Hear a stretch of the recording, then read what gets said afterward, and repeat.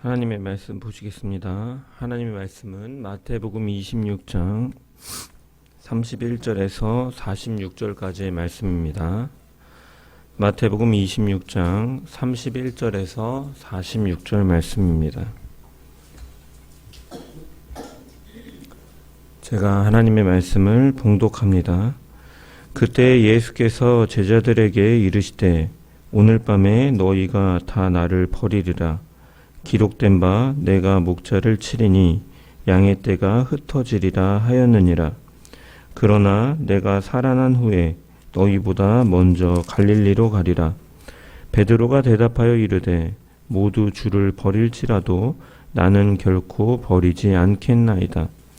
예수께서 이르시되 내가 진실로 내게 이르노니 오늘 밤 닭 울기 전에 내가 3번 나를 부인하리라. 베드로가 이르되 내가 주와 함께 죽을지언정 주를 부인하지 않겠나이다 하고 모든 제자도 그와 같이 말하니라. 이에 예수께서 제자들과 함께 겟세마네라 하는 곳에 이르러 제자들에게 이르시되 내가 저기 가서 기도할 동안에 너희는 여기 앉아 있으라 하시고 베드로와 세베대의 2 아들을 데리고 가실새 고민하고 슬퍼하사 이에 말씀하시되 내 마음이 매우 고민하여 죽게 되었으니 너희는 여기 머물러 나와 함께 깨어 있으라 하시고 조금 나아가서 얼굴을 땅에 대시고 엎드려 기도하여 이르시되 내 아버지여 만일 할만하시거든 이 잔을 내게서 지나가게 하옵소서. 그러나 나의 원대로 마시옵고 아버지의 원대로 하옵소서 하시고 제자들에게 오사 그 자는 것을 보시고 베드로에게 말씀하시되 너희가 나와 함께 한 시간도 이렇게 깨어 있을 수 없더냐. 시험에 들지 않게 깨어 기도하라. 마음에는 원이로되 육신이 약하도다 하시고 다시 2번째 나아가 기도하여 이르시되 내 아버지여 만일 내가 마시지 않고는 이 잔이 내게서 지나갈 수 없거든 아버지의 원대로 되기를 원하나이다 하시고 다시 오사 보신즉 그들이 자니 이는 그들의 눈이 피곤함일러라. 또 그들을 두시고 나아가 3번째 같은 말씀으로 기도하신 후 이에 제자들에게 오사 이르시되 이제는 자고 쉬라. 보라 때가 가까이 왔으니 인자가 죄인의 손에 팔리느니라. 일어나라 함께 가자. 보라 나를 파는 자가 가까이 왔느니라. 아멘. 말씀을 통한 주의 은혜와 평강이 모인 모든 자들 가운데 넘치기를 축원합니다. 지난주에 우리는 배신자 가룟 유다까지 품으시는 예수님의 사랑의 모습을 보았고 그 안에 담긴 복음의 본질을 함께 묵상했습니다. 예수님께서는 가룟 유다가 자신을 팔 것을 아시면서도 그 식탁에서 그를 내쫓지 않으셨습니다.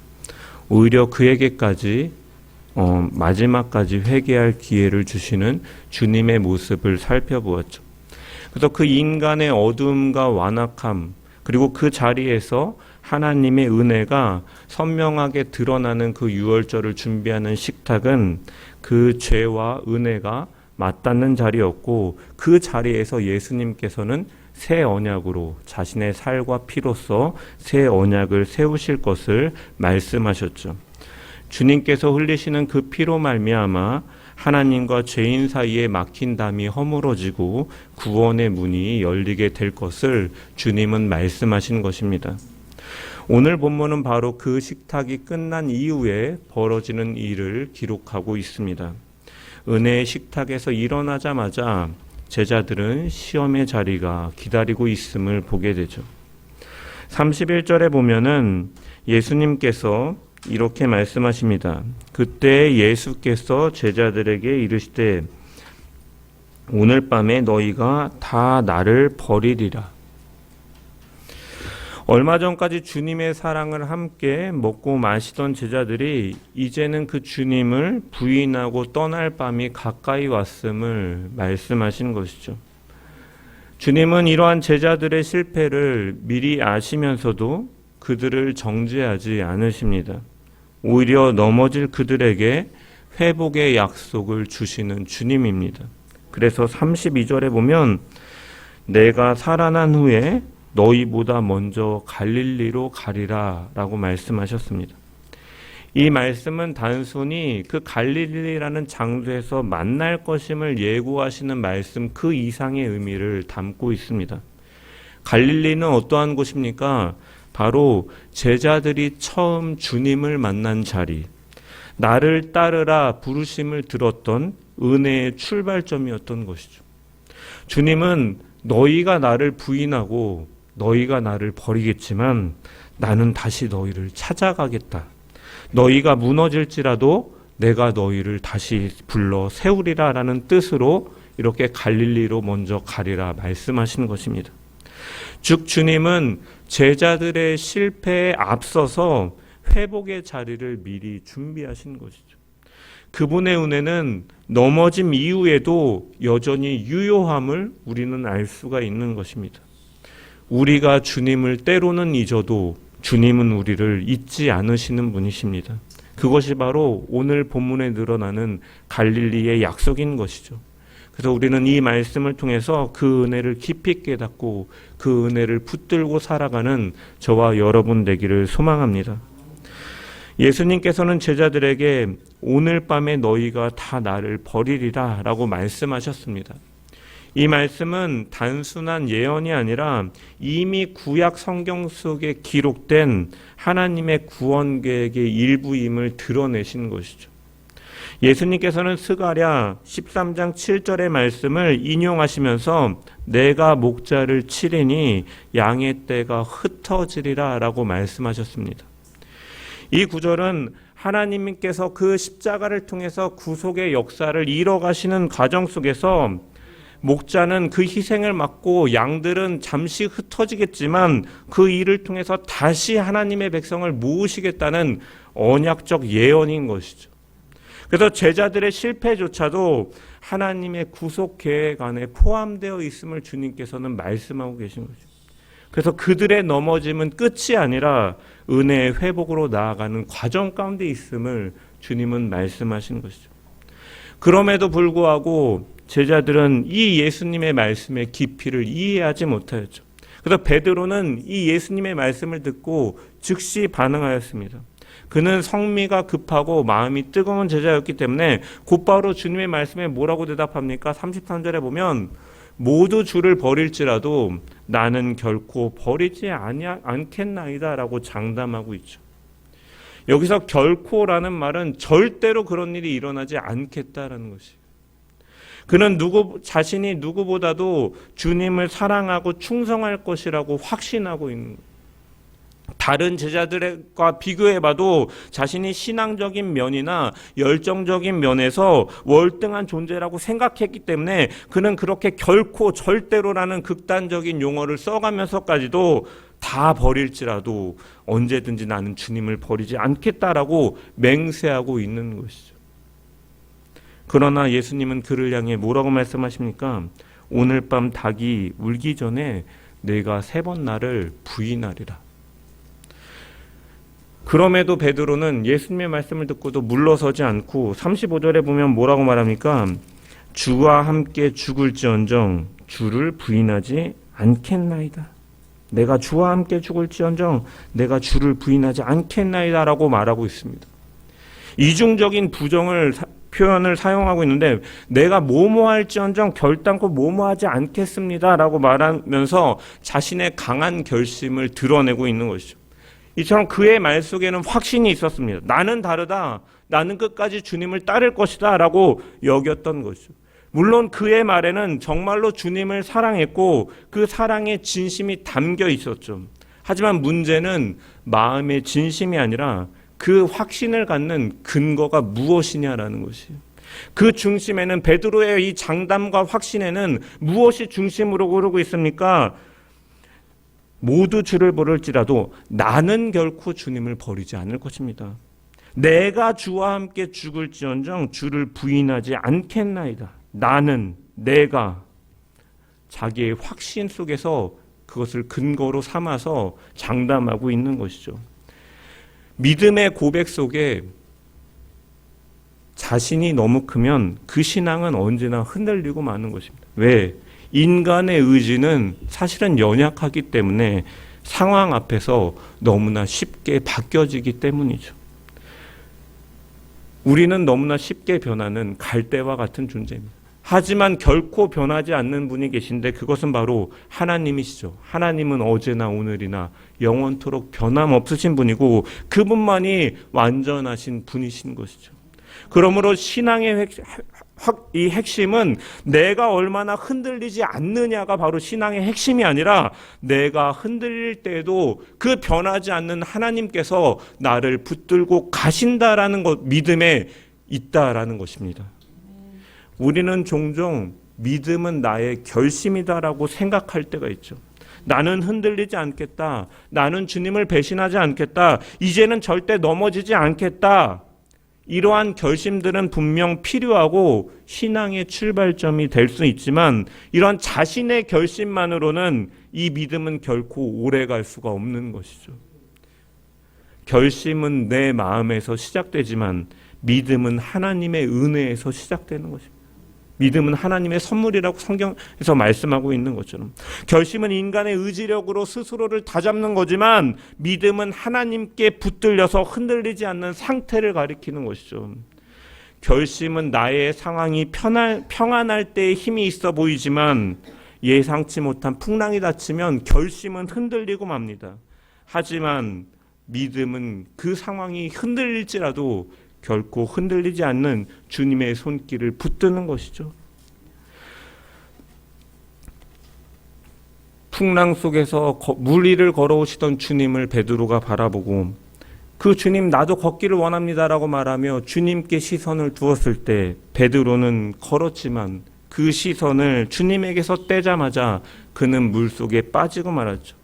그때 그를 붙드신 것도 그의 결심이 아니라 바로 물 위에서 손 내미신 주님의 은혜의 손길이었음을 우리는 기억해야 되는 겁니다. 결심은 내가 주님을 붙잡겠습니다라고 말하는 것이고 믿음은 주님께서 나를 붙들고 계십니다라고 고백하는 것입니다.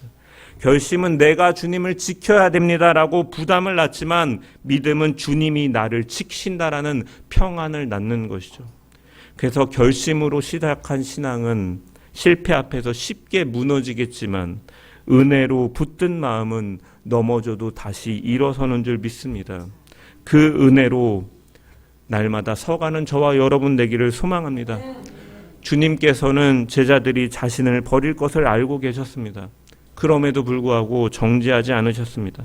오히려 내가 살아난 후에 너희보다 먼저 갈릴리로 가리라 말씀하시면서 회복의 약속을 주셨습니다. 이처럼 그분은 우리의 실패보다 앞서 계신 분이십니다. 우리가 무너질 것을 아시고도 이미 다시 일어설 길을 준비해 주시는 분이신 것이죠. 우리가 주님을 잊어도 주님은 우리를 기억하시고 그분의 은혜가 우리의 연약함보다 언제나 더 빠르고 깊음을 기억하시길 소망합니다.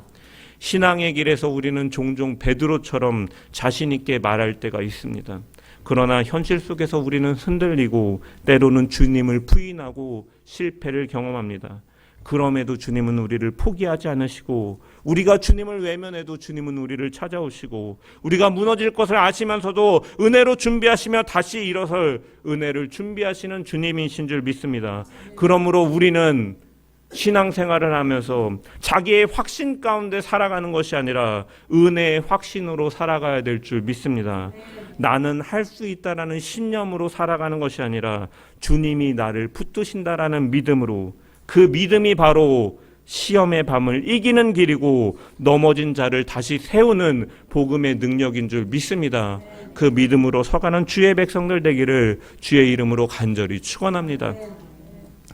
제자들의 장담이 끝난 이후에 장면은 겟세마네 동산으로 이어집니다. 36절에 보면 이에 예수께서 제자들과 함께 겟세마네라 하는 곳에 이르러 제자들에게 이르시되 내가 저기 가서 기도할 동안에 너희는 여기 앉아 있으라 하시고, 예수님께서는 십자가 사역을 앞두고 기도하십니다.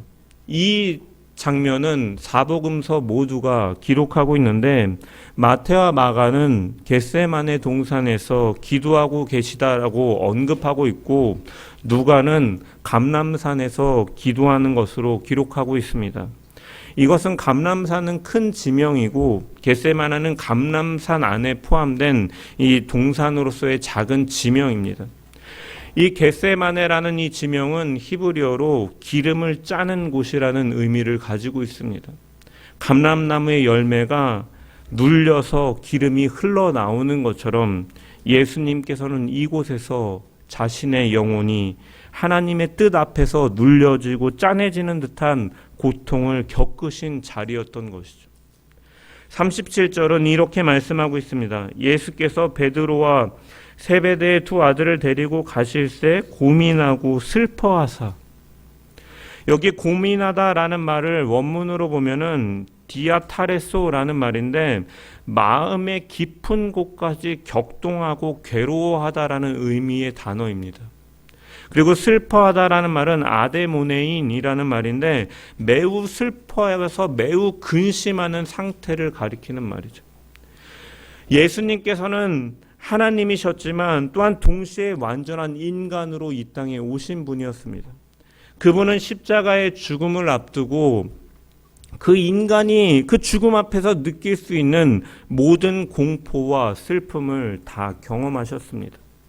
그래서 38절에 내 마음이 매우 고민하여 죽게 되었다라고 말씀하시는데 이것은 단순한 비유의 말씀이 아니라 죽음의 그림자가 그 영혼 깊숙이 덮쳐오는 그러한 고통 속에서 주님은 표현하고 계시는 것이죠. 우리는 흔히 믿음이 있으면 두려움이 없다라고 생각합니다. 하지만 예수님의 겟세마네는 우리에게 말씀하고 있죠. 진짜 믿음은 두려움이 없는 것이 아니라 두려움 속에서도 하나님의 뜻을 붙드는 것이다. 믿음은 두려움을 아예 없애는 것이 아니라 두려운 상황과 두려운 감정 속에서도 나의 감정과 나의 상황이 앞서는 것이 아니라 그 가운데서도 하나님의 뜻을 붙드는 것이 바로 믿음이다라는 것이죠. 예수님은 믿음으로 이 일을 감당하시기 위해서 얼굴을 땅에 대고 기도하셨습니다.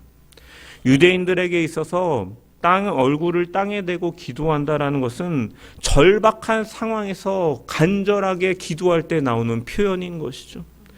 그분은 온몸을 땅에 엎드려서 피가 섞인 땀을 흘리며 기도하셨죠. 누가복음 22장 44절은 예수께서 힘쓰고 애써 더욱 간절히 기도하시니 땀이 땅에 떨어지는 핏방울 같이 되더라라고 기록하고 있죠. 의학적으로도 사람이 극심한 스트레스와 공포에 닥치게 되면 혈관이 터져가지고 피가 땀샘에 스며들고 이 땀과 함께 나오는 이 혈안증이라는 현상이 있다라고요. 이처럼 예수님의 고통은 그가 겪고 있는 고통은 그만큼 깊었다라는 것을 보여주고 있는 거죠.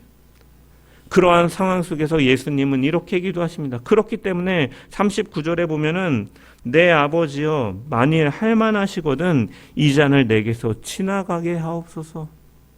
이 잔은 단순히 예수님이 겪으셔야 되는 육체적인 십자가에 나중에 채찍에 맞으시고 손과 발에 못이 박히시고 가시관에 쓰시는 육체적인 고통뿐만이 아니라 그것을 넘어서서 죄에 대한 하나님의 진노의 잔, 곧 모든 인류가 감당해야 될 십자가의 그 심판, 죄에 대한 형벌을 가리키는 것이죠. 예수님은 죄가 없으신 분이시지만 우리를 대신해서 죄인의 자리로 내려가셔야만 했던 것입니다. 그분은 죄인의 모든 수치와 저주 그리고 버림받음의 고통을 홀로 지셔야 됐던 것이죠. 그렇기에 주님은 그 상황 속에서 완전한 인간으로서 땅에 얼굴을 대시고 땀에 피가 흐를 정도로 고통 속에서 기도하신 것입니다. 아버지여 할 수만 있다면 이 잔을 내게서 지나가게 하옵소서. 이 장면은 우리에게 중요한 사실을 깨닫게 하시는 것. 예수님께서 지신 십자가의 고통은 그가 고통을 모르는 초월적인 존재로 십자가를 감당한 것이 아니라 우리와 같은 인간으로 모든 두려움을 안고 순종의 길로 가셨다라는 사실이죠. 그분은 인간의 고통을 멀리서 바라보는 구원자가 아니라 그 고통의 한가운데를 우리 대신 지시고 그것을 통과하신 구원자라는 사실을 겟세마네 예수님은 드러내고 있는 거예요. 그래서 히브리서 4장 15절은 이렇게 증언합니다.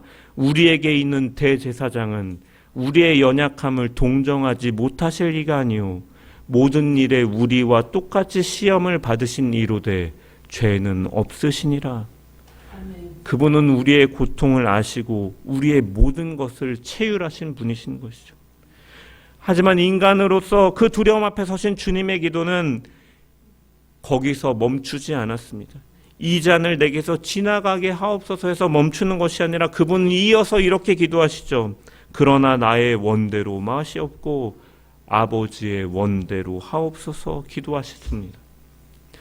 여기서 믿음의 본질이 드러나는 것이죠. 믿음이란 내가 원하는 대로 이루어지는 것이 아니라 하나님의 뜻에 내 뜻을 맡기는 것이다라는.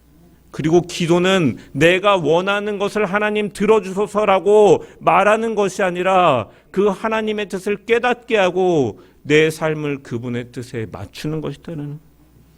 주님은 이 잔을 지나가게 하옵소서라고 기도하셨지만 더 기도하심을 통하여서 더 큰 순종으로 아버지의 원대로 하옵소서라고 기도하고 계시는 것이죠. 예수님은 두려움 가운데서도 자신의 뜻을 꺾고 아버지의 뜻을 받드는 순종의 자리로 기도함을 통하여 나아가고 계시고 그 시험과 두려움을 이기고 계신 모습을 보여주고 있는 거죠. 그분은 아버지의 뜻 앞에서 완전히 엎드려지셨고 그 순종의 기도는 십자가의 순종으로 이어진 것입니다. 그래서 히브리서 5장 7절은 그는 육체에 계실 때에 자기를 죽음에서 능히 구원하실 이에게 심한 통곡과 눈물로 간구와 소원을 올렸고 그의 경건하심으로 말미암아 들으심을 얻었느니라 라고 말씀하고 있습니다. 이 말씀을 보면은 예수님은 죽음을 피하게 해달라고 기도하신 것이 아니라 오히려 죽음 앞에서 죽음의 자리에서도 하나님의 뜻이 이루어지게 해달라고 기도하셨고 그 기도가 이루어졌다라고 말씀하고 있는 거죠. 자기를 죽음에서 능히 구원하실 이라는 것은 그분은 죽음 자체로부터 건지실 수 있는 하나님을 가리키지만 하나님은 그 아들을 죽음의 길에서 빼내신 것이 아니라 그 길을 통과하게 하심으로 구원을 이루셨고 주님의 기도는 그 일을 통하여 응답이 되었다라고 말씀하심을 통해서 주님의 기도는 십자가를 피하는 길이 아니라 그 길을 온전히 감당할 수 있게 해달라는 기도였음을 우리는 분명히 알 수가 있는 것이죠. 즉 주님의 기도는 십자가의 고통 속에서도 하나님의 뜻을 온전히 이루게 해달라는 순종의 기도였던 것이죠. 그분의 기도는 십자가를 피하지 않았고 그 순종의 결과로 부활의 새 생명으로 이어지게 되는 줄 믿습니다. 그러므로 겟세마네의 기도는 절망과 부르짖음이 아니라 하나님의 뜻을 향한 믿음의 순종이 탄생한 자리였던 것이죠. 우리가 신앙생활을 하다 보면 누구나 겟세마네와 같은 시험과 고난의 밤을 맞이할 때가 있죠. 기도에도 응답이 더디는 것처럼 느껴지고 하나님이 침묵하시는 것과 같이 느껴질 밤이 때로는 찾아오기도 합니다. 그때 우리의 마음은 이 잔을 지나가게 하옵소서라고 부르짖죠. 하지만 주님은 그 밤 속에서 우리에게 믿음을 가르치십니다. 기도는 내 뜻을 관철시키는 것이 기도가 아니라 내 뜻을 내려놓고 하나님의 뜻에 맞추는 것이 기도다. 그래서 아버지의 뜻이 이루어지게 하옵소서라는 그 기도로 하나님의 뜻이 내 뜻보다 옳음을 믿는 자리로 나아가게 하는 것이 기도이고 그분의 계획이 나의 계획보다 선하시다라는 것을 인정하게 하는 자리로 나아가게 하는 것이고 그것이 바로 기도의 자리인 줄 믿습니다. 우리는 종종 고난을 피하는 것만이 은혜라고 생각하지만 주님은 그 고난을 통해서 하나님의 뜻이 이루어지는 길로 우리를 이끌어 가실 때도 있음을 우리는 분명히 기억해야 될 것입니다. 주님께서 십자가를 피하지 않으셨기에 우리가 구원을 얻은 것처럼 우리가 순종의 길을 따라서 그 길을 걸어갈 때 그 순종이 또한 누군가의 생명의 통로가 될 수 있음을 기억하며 때로는 고난의 길, 십자가의 길이라 할지라도 믿음으로 묵묵히 그것을 피하지 않고 주님과 함께 걸어나감을 통하여 그 하나님의 나라를 이뤄나가는 복된 성도들 되기를 주님의 이름으로 간절히 축원합니다. 예수님께서 피땀 흘려서 기도하시는 동안에 제자들은 그 옆에서 잠자고 있었습니다. 39절에 주님의 기도와 40절에 제자들이 잠든 모습은 순종의 믿음과 자기 확신의 신앙이 얼마나 대조가 되는가를 보여주고 있는 장면이라 할 수 있죠. 40절을 보면 제자들에게 오사 그 자는 것을 보시고 베드로에게 말씀하시되 너희가 나와 함께 한 시간도 이렇게 깨어 있을 수 없더냐. 예수님은 베드로에게 말씀하셨습니다. 다른 제자들도 자고 있는데 왜 하필 베드로입니까? 그는 앞서 모두 주를 버릴지라도 나는 결코 버리지 않겠다라고 먼저 앞서서 장담했던 사람이었기 때문에 주님은 바로 그에게 말씀하시는 거죠. 베드로야, 너가 그렇게 말했지만 한 시간도 깨어 있을 수 없구나. 이 말은 단순히 그를 책망하시기 위해 하는 말씀이 아니라 깨어 있음의 필요에 대해서 알려주시기 위해 말씀하시는 것이죠. 예수님은 그래서 이어서 말씀하시는 거예요. 41절에 보면 시험에 들지 않게 깨어 있어 기도하라. 마음에는 원이로되 육신이 약하도다라고 말씀하셨습니다. 주님은 그를 책망하기 위해서가 아니라 너가 앞으로도 시험이 찾아올 것인데 그 시험을 이기기 위해서는 언제나 깨어서 기도해야 된다라고 말씀하신 것이죠. 주님은 시험이 오지 않게 하기 위해서 기도하라라고 말씀하신 것이 아니라 시험에 들지 않게 하기 위해서 기도하라라고 말씀하셨습니다. 시험은 누구에게라도 오는 것이죠. 믿음의 사람에게도 제자에게도 주님 곁에 있는 사람에게도 찾아오는 것이죠. 주님과 함께 배 위에 올라있던 제자들에게도 풍랑과 폭풍은 찾아왔던 것이죠. 그러나 깨어있는 사람은 시험을 당할지라도 그 시험에 들지 않게 되는 줄 믿습니다. 시험은 모두에게 찾아오는 것이지만 시험에 넘어지지 않을 수가 있는데 그것은 바로 깨어있는 기도가 있을 때인 줄 믿습니다. 그래서 예수님께서는 깨어있으라고 말씀하셨습니다. 성경에서 깨어있다, 그레고레오라는 말은 단순히 잠을 자지 않는다라는 의미가 아니라 영적으로 긴장하고 마음의 초점을 하나님께 두는 상태를 가리키는 것이죠. 이렇게 깨어있는 사람은 상황에 휩쓸리지 않는 것이죠. 사람의 말에 흔들리지 않고 환경이 바뀌어도 마음을 하나님께 고정시키는 사람은 흔들리지 않는 것이죠. 그래서 기도는 하나님의 뜻에 자신을 맞추는 것이라고 그랬죠. 기도하지 않으면 우리는 어느새 하나님께로 초점을 풀고 금세 세상으로 눈을 돌리게 되고 그 세상에 눈을 돌렸을 때 우리의 마음은 세상의 염려에 금세 잠식돼 버리고 마는 것입니다. 하지만 기도하는 사람은 어떤 상황에서도 하나님께 마음을 고정시키는 것이죠. 그래서 에베소서 6장 18절은 이렇게 말씀합니다. 모든 기도와 간구로 하되 항상 성령 안에서 기도하고 이를 위하여 깨어 구하기를 항상 힘쓰라. 예수님은 3번 기도하셨고 그때마다 제자들은 잠이 들어 있었습니다. 이 반복은 단순한 피로의 문제를 넘어서서 그들의 영적 무감각의 상태를 보여주는 것이죠. 그들은 주님의 고뇌를 이해하지 못하였고 자신에게 다가올 시험의 무게도 느끼지 못하는 상태였던 것입니다. 결국 그렇기 때문에 주님이 잡히시자 제자들은 뿔뿔이 흩어지고 말았습니다. 그들의 실패의 시작은 기도하는 것이 아니라 겟세마네의 잠에서 비롯된 것이죠. 기도를 놓친 자리에서 신앙은 무너지고 마는 것임을 오늘 말씀은 보여주는 것입니다. 하지만 기도하는 사람은 설령 넘어질지어도 다시 일어설 줄 믿습니다. 그러므로 주님께서는 오늘 우리에게 말씀하십니다. 시험에 들지 않게 깨어 있어 기도하라. 이 말씀은 두려움의 경고가 아니라 회복의 초대인 것이죠. 기도는 하나님이 우리를 깨우시는 통로인 것입니다. 기도할 때 우리는 다시 주님의 마음과 뜻을 얻게 되는 것이죠. 알게 되고 그 뜻 가운데 나의 뜻을 내려놓고 순종의 길로 걸어가게 되는 것입니다. 깨어있는 기도는 하나님의 뜻을 붙드는 손이고 믿음을 지키는 최후의 보루인 줄 믿습니다. 기도 없이 서 있는 신앙은 결코 오래 갈 수가 없습니다. 그러나 눈물로라도 기도하는 신앙은, 믿음은 결코 흔들리지 않을 것입니다. 왜냐하면 기도할 때 우리가 하나님을 붙드는 것이 아니라 바로 하나님께서 우리를 붙드시기 때문입니다. 그렇기에 우리는 날마다 깨어있는 기도로 이 찾아오는 시험과 어두운 밤을 이겨나가는 자들이 되어야 될 줄 믿습니다. 말씀을 마무리합니다. 오늘 말씀은 우리에게 한 가지 분명한 진리를 교훈하여 주고 있습니다.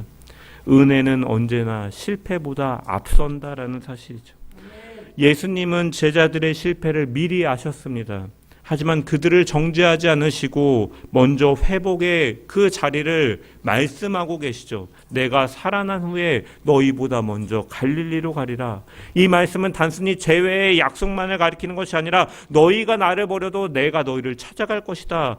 회복의 약속, 복음의 은혜인 것이죠.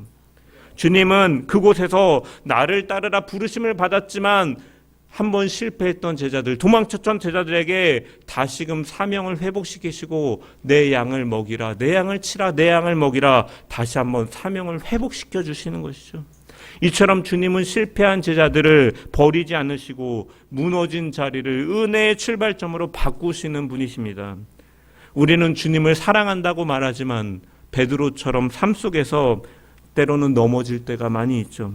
결심했던 대로 살지 못하고 주님을 부인할 때도 있는 것입니다. 하지만 주님은 그런 우리를 결코 포기하지 않으시고 다시금 은혜의 자리로 부르시며 사명을 회복시켜 주시는 분이신 줄 믿습니다.